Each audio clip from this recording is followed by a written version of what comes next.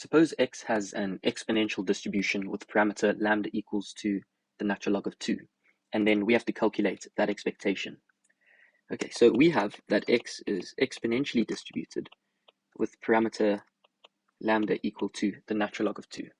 Now, obviously, if we could, we'd go ahead and calculate that straight away.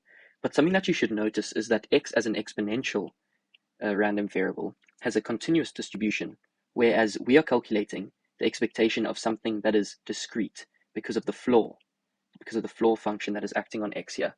So it's then wise to first define a new random variable, y, which is equal to the floor of x, and then to try and find that random variable's distribution so that we can then calculate the expectation in terms of that random variable instead, as that random variable, y, will be discrete, and this expectation of 1 over the floor of x factorial, that 1 over floor of x factorial is also discrete.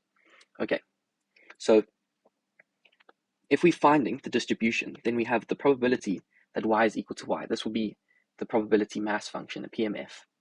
And we'll say that is equal to the probability that the floor of x is equal to y. But since the floor of x basically just chops off the decimals of a certain number, or it rounds it down to the nearest integer, then not nearest integer, it rounds it down to the integer that's just below it.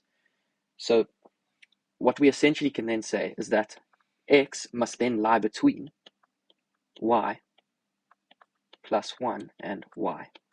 And the reason why I have the less than or equal to sign here is because if x was equal to y, then the floor of x would be equal to y. But if x would be equal to y plus 1, then the floor of x would be equal to y plus 1 and not y.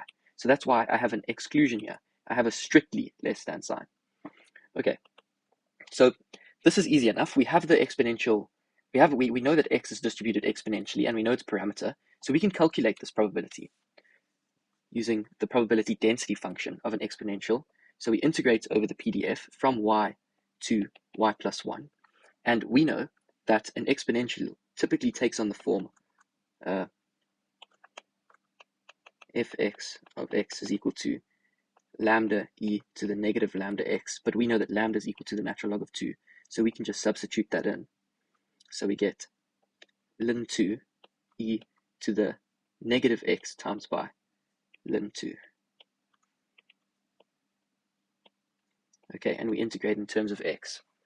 So if we do this integration, then e to the negative x ln 2 remains, and we divide the coefficient by the derivative of the exponent. Now the derivative of negative x ln 2 is negative ln 2,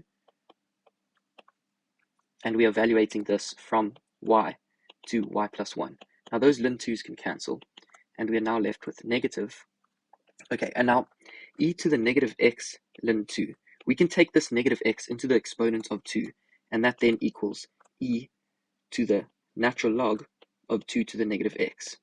And then that e and that natural log cancels, and we're just left with 2 to the negative x, which is also 1 over 2 to the power of x, or 0.5 to the power of x. So we can replace that with 0.5 to the power of x. Okay, so we're going to go ahead and do that. So we have 0.5, but now instead of x, we're substituting in y plus 1.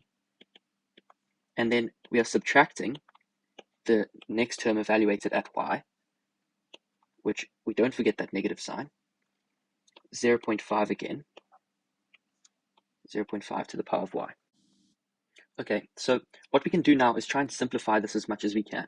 So we can distribute that negative, and this whole thing here will become plus. We can take out 0.5y as a common factor from both of these terms, and then from this term, we would have been left with minus 0.5, and this term plus 1. Now, 1 minus 0.5 is equal to 0.5. Okay, so we have the new probability mass function of y, which is equal to the floor of x. So we can go ahead and try and calculate this expectation now.